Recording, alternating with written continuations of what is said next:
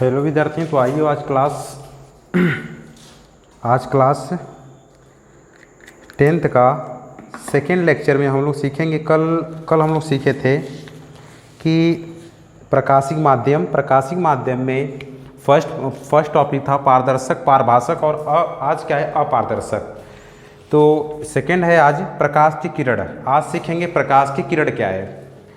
तो प्रकाश की किरण देखिए इधर सीखेंगे। इसमें क्या है कि प्रकाश की किरण, इस पूरे वीडियो में अंत तक बने रहिएगा। और ये पूरा वीडियो आप लोग की क्या है कि पूरा एक वीडियो नहीं है, एक आप लोगों के प्रति एक इमोशन है और आप लोग के प्रति एक प्रेम है, जिससे ये अंत तक पूरा वीडियो देखिएगा। अगर नहीं समझ में आएगा तो लाइक डिसलाइक आपके हाथ में है। और उम्मीद करता हूँ कि अगर अंत तक बने रहेंगे तो ये पूरा आपको जो पूरा कॉन्सेप्ट है पूरा समझ में आएगा। तो आइए देरी ना करते हुए इस वीडियो को शुरू करते हैं। क्या है आज का जो टॉपिक है कि प्रकाश की किरण यानी रे ऑफ लाइट। क्या है? क्लास 10th का लेक्चर 2 है।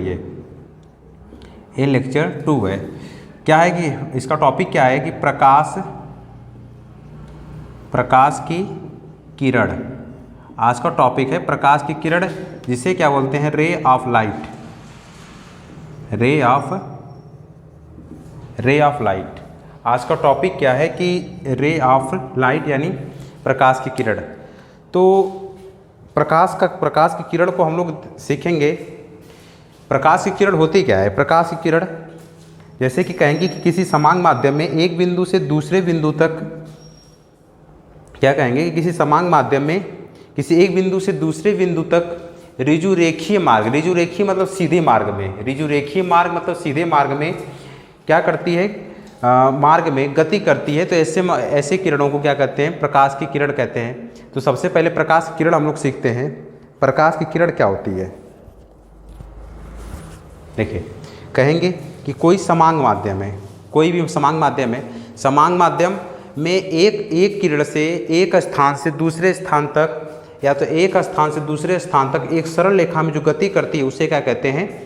ऋजु रेखीय गति। सरल रेखा को ऋजु रेखीय गति कहते हैं। और इसी गति में जो प्रकाश की किरणें चलती हैं उन्हें क्या कहते हैं? प्रकाश की किरण। तो सबसे पहले देखेंगे प्रकाश की किरण होती क्या है, ठीक है। और जहाँ से एक ही दिशा में जाने वाली प्रकाश की किरणों का समूह प्रकाश पुंज कहलाता है। तो मैं ये कहूँगा कि जैसे कि ये आपका बल्ब है, ठीक है, ये आपका क्या है इसमें, ये आपका यहाँ से बल्ब या तो टार्च मान लीजिए, टार्च है। इससे क्या हो रहा है कि प्रकाश उत्सर्जित हो रहा है। तो ये क्या है कि बल्ब आपका एक माध्यम है, और जिससे यहाँ से ये जो प्रकाश से जो इसका रे है, जिसकी किरणें हैं, सभी मतलब यहाँ से चारों दिशाओं में एक समान फैल रही है। तो प्रकाश का किसी एक बिंदु से उत्सर्जित होना उसे कहते हैं प्रकाश पुंज। तो इस समय प्रकाश पुंज किसका हो जाएगा? ये टार्च का हो जाएगा। जैसे कि मैं कह दूं कि अगर ये जैसे रॉड है, रॉड क्या है कि रॉड से अपना प्रकाश चारों दिशाओं में एक समान रूप से प्रकाशित कर रहा है। तो एक समान रूप से प्रकाशित कर रहा है तो हम कहेंगे कि रॉड एक क्या है? प्रकाश पुंज है। तो इसी के कॉन्सेप्ट में हम लोग देखेंगे कि प्रकाश की किरणें कितने प्रकार की होती हैं। प्रकाश की किरणें 3 प्रकार की होती हैं। पहली कौन कौन सी? अभिसारी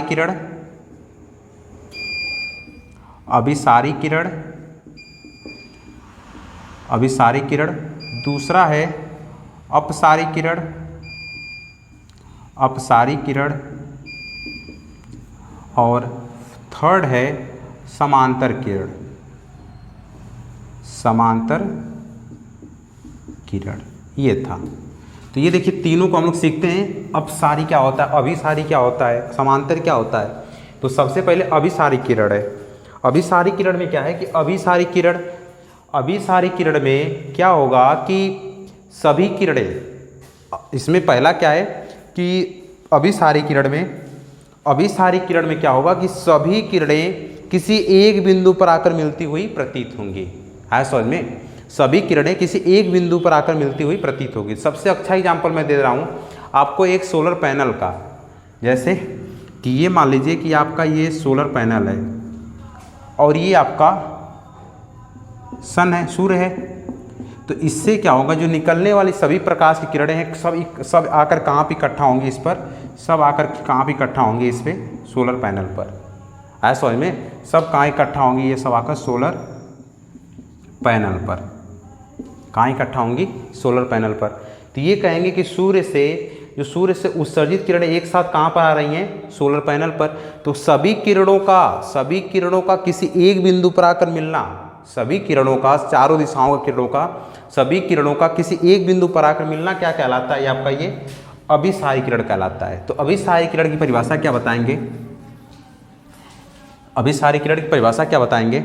इसमें लिखेंगे कि सभी, लिखेंगे यहाँ से, सभी प्रकाश की किरणों का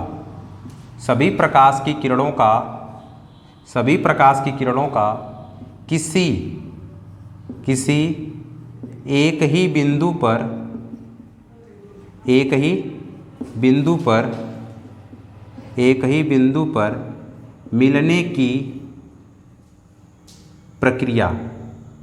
एक ही बिंदु पर मिलने की प्रक्रिया क्या कहलाती है? अभिसारी किरण कहलाती है। अभिसारी किरण कहलाती है। अभिसारी किरण कहलाती है। सभी प्रकाश की किरणों का किसी एक ही बिंदु पर मिलने की प्रक्रिया क्या कहलाती है? अभिसारी किरण। जैसे कि ये किरण यहाँ से आ गई, एक किरण ऐसे, तो ये किरण कहाँ आ रही है? इधर से आ रही है। ये भी किरण इधर से आ रही है, ये भी किरण इधर से आ रही है, ये भी किरण। तो इस जो चारों किरणें हैं किसी एक ही बिंदु पर आकर तो मिल रही है, किसी एक ही बिंदु पर। तो ऐसे किरणों को हम लोग क्या बोलेंगे? अभिसारी किरण। समझ में आया? फिर से सुनिए, लिखा है कि सभी प्रकाश की किरणों को किसी एक ही बिंदु पर मिलने की प्रक्रिया क्या कहलाती है? अभिसारी किरण। तो ये आपका हो जाएगा अभिसारी किरण। ये पूरा क्या हो जाएगा आपका? अभिसारी किरण। अभिसारी किरण ये है। ये किसका एग्जाम्पल है? अभिसारी किरण। सेकेंड क्या है? अपसारी किरण। सेकेंड क्या है? अपसारी किरण। तो सेकेंड को हम लोग इधर बता रहे हैं। देखिए, दो किरणें पढ़ चुके थे, तो ये था अपसारी किरण। इसको मैं इस वाले डायग्राम को इधर बता दे रहा हूँ। देखिए, इस वाले डायग्राम को मैं इधर रख के बता दे रहा हूँ। देखिए ऐसे सभी क्या है कि एक ही बिंदु पर आकर यहाँ पर मिल रही हैं। तो ये आपका क्या हो जाएगा? अभिसारी किरण। अभिसारी किरण ये किसका है? अभिसारी किरण का। अब एक है अपसारी किरण। अपसारी किरण याद करने का तरीका कैसे याद करेंगे? अपसारी किरण, अपसारी किरण में क्या हो जाएगा? एक शब्द आता है, इंग्लिश वर्ड है, ये क्या है? अप, नाम है अपसारी किरण। तो एक यहाँ से फर्स्ट टर्म क्या है? अप। अप का मतलब होता है क्या? आप लोग जानते हैं, ऊपर की ओर, यानी ऊपर। क्या होता है? अपसारी किरण का मतलब होता है ऊपर। तो अपसारी किरण का मतलब ऊपर हो जाएगा। तो यहाँ से जो अप शब्द है इसका मतलब क्या होगा कि अभी तक जो प्रकाश की किरणें, सारी किरणें थीं, किसी सभी दिशाओं से एक बिंदु पर आकर क्या हो रही थी? मिल रही थी। किसी चारों दिशाओं से एकत्रित होकर किसी एक बिंदु पर आकर मिल रही थी। तो इसे क्या बोले थे? अभिसारी किरण। अब आ गया अपसारी किरण। अप मतलब ऊपर। तो ऐसे याद रखिएगा कि प्रकाश की किरणें या प्रकाश किरणों का समूह किसी एक बिंदु से निकल रहा है। क्या कहेंगे? प्रकाश की किरणें किसी एक बिंदु से निकल रहा है। तो जैसे हम कहेंगे कि ये मार्कर, मान लीजिए टार्च है, जब इसको हम टार्च को जलाएंगे तो इससे क्या होंगी? जो प्रकाश की किरणें क्या होंगी? सभी इस प्रकाश के स्रोत से चार, मतलब सभी दिशाओं में किरणें क्या होंगी? उत्सर्जित होंगी। तो इस मार्कर के लिए इस बिंदु को क्या बोलेंगे हम लोग? अपसारी किरण। अपसारी किरण की परिभाषा कैसे लिखेंगे? देखिए, यहाँ से लिखेंगे सभी प्रकाश की किरणें, सभी प्रकाश की किरणों का एक ही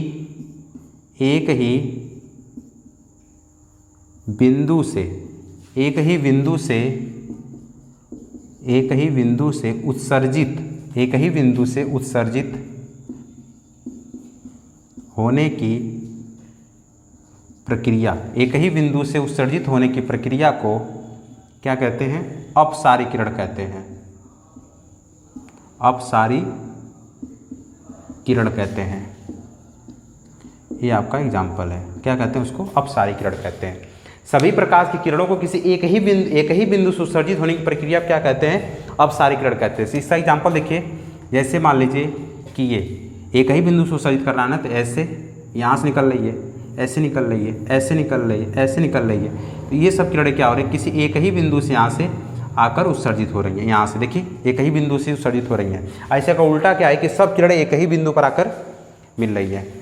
फिर लास्ट टॉपिक है आपका, लास्ट है समांतर किरण। क्या है? समांतर किरण।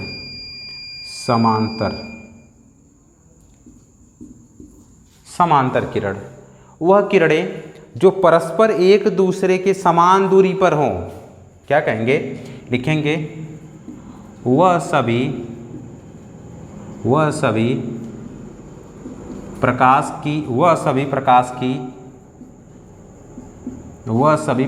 की किरणें जो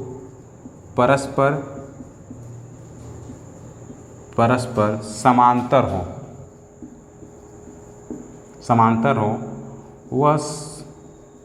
वह समांतर किरणें कहलाती हैं। वह क्या कहलाती है? समांतर किरणें कहलाती हैं। वे सभी प्रकाश की किरणें जो परस्पर समांतर हो से वे सभी प्रकाश की किरणें जो परस्पर समांतर हो वह समांतर किरणें कहलाती हैं। जैसे कि ये किरण हो गई, एक किरण ये हो गई, एक किरण ये हो गई, एक किरण ये हो गई। तो ये तीनों किरणें क्या हैं? परस्पर एक दूसरे के क्या हैं? ये सब समांतर है। समझ में आया? तो समांतर किरणों में क्या होगा कि किरणों के बीच की दूरी, समांतर किरणों में क्या होगा कि किरणों के बीच की दूरी क्या होगी? एक समान होगी। समांतर किरणों में इन सब के बीच की दूरी क्या हो जाएगी? एक समान हो जाएगी। तो आज था ये प्रकाश की किरण। प्रकाश की किरण में कौन सा सीखे? तो अभिसारी किरण, यहाँ से अभिसारी किरण, अपसारी किरण और समांतर किरण। तो तीनों का देखिए यहाँ से डायग्राम है। एक बार फिर से मैं इसको रिपीट कर देता हूँ। क्या है कि एक है अभिसारी किरण। अभिसारी किरण में किसी एक बिंदु से निकलेगा।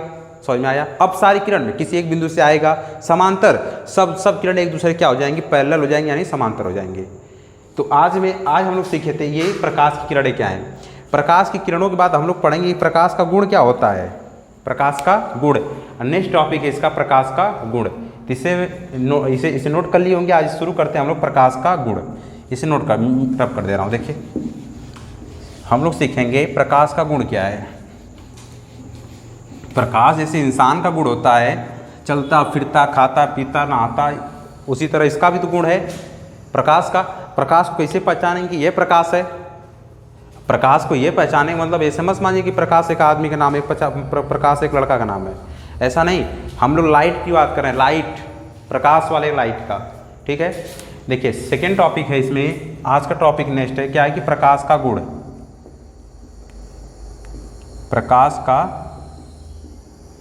प्रकाश का क्या है?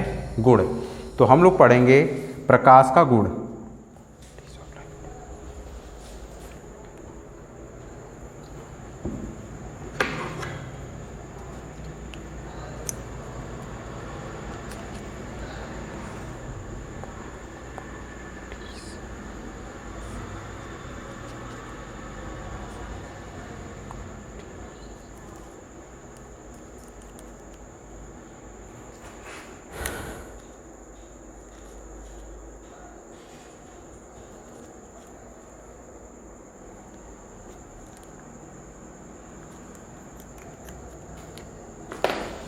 देखिए आज का एक टॉपिक है लेक्चर 2 में। आज का जो टॉपिक है प्रकाश का गुण। प्रकाश का गुण क्या है? इसमें प्रकाश का गुण यानी इसे बोलेंगे प्रॉपर्टीज ऑफ लाइट। ठीक है। आज का गुण क्या है कि प्रॉपर्टीज ऑफ लाइट यानी प्रकाश का गुण। प्रकाश का गुण क्या है? देखिए इधर प्रॉपर्टीज ऑफ लाइट। देखिए पहला इसका गुण क्या है? हम लोग इसके प्रकाश के गुणों के बारे में सीखेंगे। प्रकाश का गुण क्या है? तो प्रकाश का गुण क्या है कि प्रकाश, अभी मैं बताया हूँ कि प्रकाश हमेशा सरल रेखा में गति करता है। कैसे पता? ये कैसे पता कि प्रकाश एक सरल रेखा में गति करता है? तो आइए देखते हैं प्रकाश सरल रेखा में कैसे गति करता है। जैसे मैं आपको एक एग्जाम्पल के माध्यम से बताऊंगा प्रकाश का मतलब एक सरल रेखा में गति कैसे करता है। ये मान लीजिए कि ये आपका हाउस है, घर है। ठीक है। ये आपका घर है। यहाँ पर आपका क्या है कि एक विंडो है, खिड़की है। यहाँ से ये आपका क्या है? खिड़की है। और ये आपका यहाँ से क्या है? सन है। सन है। ठीक, तो इस पूरे सन की किरणें कहाँ आ रही हैं? आपके हाउस पर, घर पे। अगर प्रकाश की किरणें, याद रखिएगा, अगर प्रकाश की किरणें तिरछी रेखा में अगर इधर उधर चलती रहती तो ये किरणें यहाँ से निकल कर आती, यहाँ से अंदर अंदर चली जाती। लेकिन ऐसा होता नहीं है। क्यों? कि प्रकाश की किरणें क्या हैं कि जब प्रकाश की किरणें हमेशा तिरछी पड़ती हैं, इस पर हमेशा क्या होती है? तिरछी पड़ती हैं। ये प्रकाश की किरणें क्या होती हैं? हमेशा तिरछी पड़ती हैं। तिरछी मतलब सीधी पड़ती हैं। आया समझ में? अगर मान लीजिए खिड़की अगर इधर भी बंद कर दें, अगर इधर खिड़की लगा दें ऐसे ऐसे, तो ये क्या होता है कि प्रकाश की किरणें इसमें अंदर नहीं प्रवेश करती हैं। जैसे कि मान लीजिए कि सूर्य से किरणें आ रही हैं और हम लोग के घर में क्या है कि बहुत सारे विंडोज और डोर होंगे, मतलब दरवाजे खिड़की होंगे। अगर प्रकाश तिरछी रेखा में गति करता तो क्या होता कि घूम फिर कर कहाँ जाता? आपके घर के अंदर आ जाता। लेकिन ऐसा नहीं होता है। प्रकाश जब भी गति करता है तो एक सीधी रेखा में गति करता है, चाहे उसके मार्ग में आने वाले माध्यम पे प्रभाव पड़े या ना पड़े। तो अब प्रकाश क्या होता है कि हमेशा एक सरल रेखा में गति करता है। तो यहाँ से फर्स्ट पॉइंट क्या लिखेंगे कि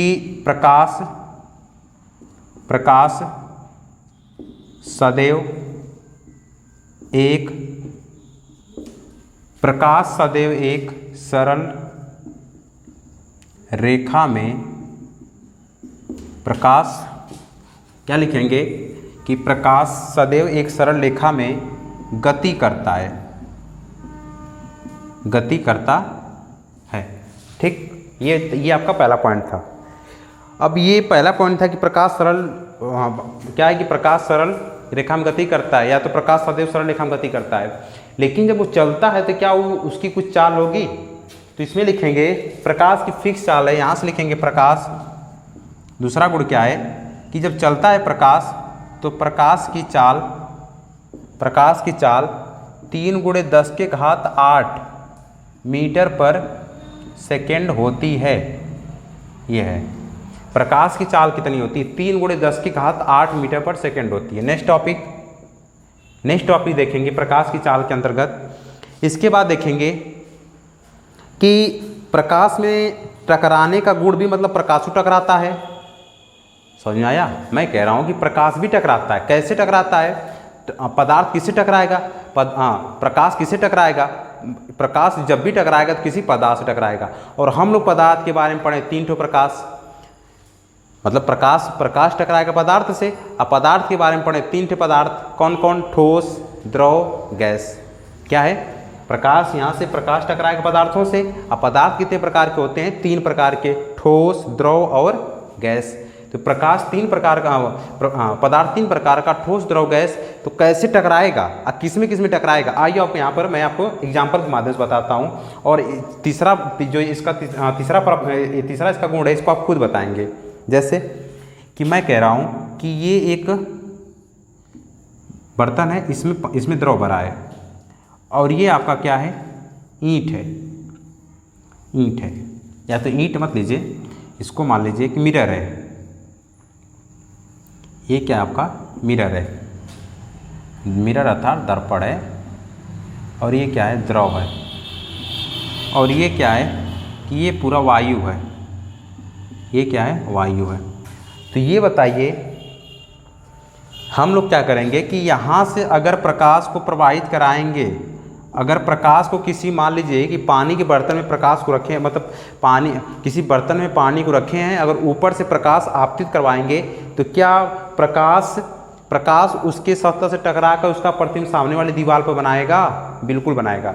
जैसे कि यहाँ से हम लोग इसका लाइट का प्रकाश इसकी पानी की सतह पर आपतित कर रहे हैं, तो ये प्रकाश क्या करेगा? ये जिसका ये किरण क्या होगी? टकरा के जस्ट सामने वाली दीवार पर इसका अपना जाकर प्रतिबिंब बना लेगी। तो इससे ये स्पष्ट होता है कि जो प्रकाश का परावर्तन होता है, मतलब टकराने का गुण होता है, द्रव में भी, अर्थात द्रव में भी, पानी में भी होता है। ये देखिए दर्पण, आपका शीशा क्या है? शीशा, दर्पण। शीशा नहीं कह सकते, शीशा गलत बात है, गंदी बात है। हम लोग कहेंगे दर्पण। तो दर्पण क्या है? दर्पण जिसमें हम लोग अपनी शक्ल देखते हैं, उसे क्या कहते हैं? दर्पण। तो क्या अगर दर्पण में हम लोग प्रकाश के सामने अगर हम उसको आपतित करवाएं तो वहाँ से, मतलब किसी स्रोत से आने वाली किरणें क्या दर्पण से टकरा कर वापस चली जाती हैं? बिल्कुल। आप लोग दर्पण लेकर उसमें प्रकाश का आपतित करवाए तो क्या वहाँ से प्रकाश आपका टकरा कर क्या हो जाएगी? आपतित हो जाएगी। नेक्स्ट क्या है, यहाँ पे हवा।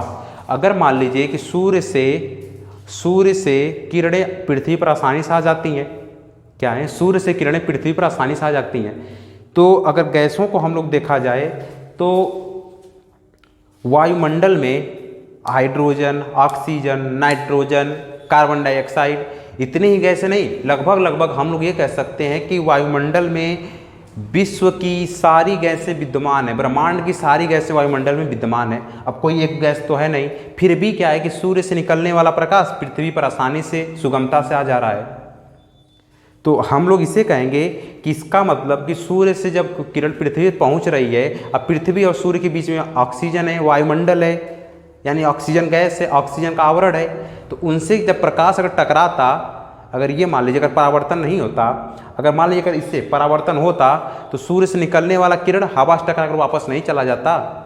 इसका मतलब ये कि यहाँ से प्रकाश, सूर्य से निकलने वाला प्रकाश हवा में टकराता, मतलब गैस में टकराता नहीं है। इससे मतलब ये स्पष्ट होता है कि सिर्फ क्या लिखेंगे कि प्रकाश का परावर्तन, प्रकाश का परावर्तन सदैव द्रव व ठोस से होता है, ठोस से होता है, ऐसे गैस से नहीं होता है। ठीक है, क्या लिखेंगे, प्रकाश का परावर्तन मतलब टकराना, प्रकाश का परावर्तन सदैव किससे होता है, द्रव और ठोस से होता है। यानी यहाँ से गैस से क्या लिखें, गैस से नहीं होता है, गैस से नहीं होता है, गैस से नहीं होता है, ये रहा। यानी प्रकाश का परावर्तन सदैव द्रव और ठोस से होता है, गैस से नहीं होता है। तो ये आपका प्रकाश का परावर्तन। नेक्स्ट देखिए, ये था आपका तीसरा। चौथा गुण देखिए इसका प्रकाश का क्या है, प्रकाश का चौथा गुण, प्रकाश में क्या है कि प्रकाश विद्युत चुंबकीय तरंग के रूप में चलता है, आया समझ में।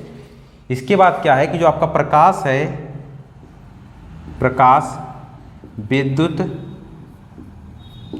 चुंबकीय, प्रकाश विद्युत चुंबकीय तरंग, इसको हटा दीजिए, प्रकाश विद्युत चुंबकीय तरंग के रूप में चलता है,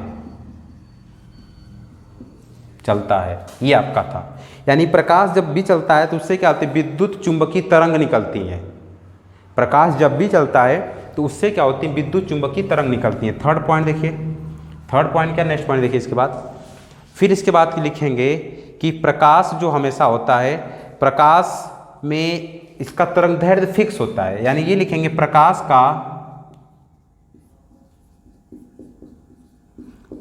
का तरंग दैर्ध्य 3900 एंगस्ट्रॉम से 7800 एंगस्ट्रॉम होती है। प्रकाश की तरंग दैर्ध्य कितना होती है, 3900 से 7800 एंगस्ट्रॉम होती है। नेक्स्ट देखेंगे इसके बाद,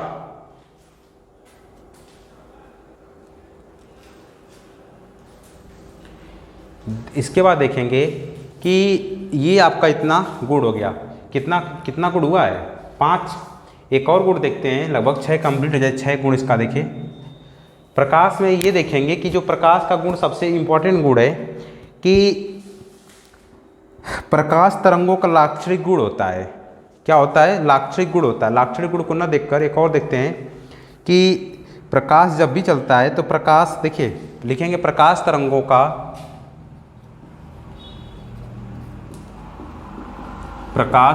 का अभिलाक्षणिक गुण, अभिलाक्षणिक गुण, जैसे विवर्तन, व्यतिकरण, ध्रुवण होता है। ये देखिए, विवर्तन, व्यतिकरण, ध्रुवण होता है। विवर्तन, व्यतिकरण, ध्रुवण का मतलब क्या होता है, सभी देखिए, ध्रुवण का मतलब क्या होगा, ध्रुवण ये कहेंगे कि प्रकाश सभी एक जगह मिल सकता है, सही बात है।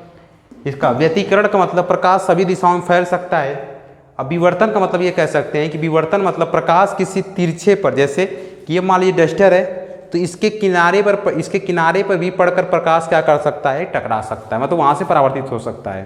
तो ये आपका प्रकाश का अभिलाक्षण गुण था। मतलब ये भी कह सकते हैं कि प्रकाश का अभिलाक्षण गुण क्या है, विवर्तन, व्यतिकरण और ध्रुवण होता है। नेक्स्ट टॉपिक है प्रकाश का परावर्तन। तो आज के इसी वीडियो का इसमें ख़त्म कर नेक्स्ट वीडियो को हम लोग लेक्चर 3 में हम लोग पढ़ेंगे कि प्रकाश का परावर्तन क्या है, प्रकाश के परावर्तन के नियम कितने हैं, वो सब वीडियो में हम लोग देखेंगे किसमें, लेक्चर 3 में। तो आज किसी के साथ इस वीडियो को समाप्त करते हैं और इस वीडियो को अधिक से अधिक लाइक, सब्सक्राइब और शेयर करवाइए, क्योंकि जितना आप लोग इसमें लाइक, सब्सक्राइब, शेयर करवाएंगे उसी के साथ मतलब मोटिवेट होकर और आपके समक्ष वीडियो को भेजा जाएगा। तो आज की क्लास को यहीं पर ख़त्म करते हैं। Thank you.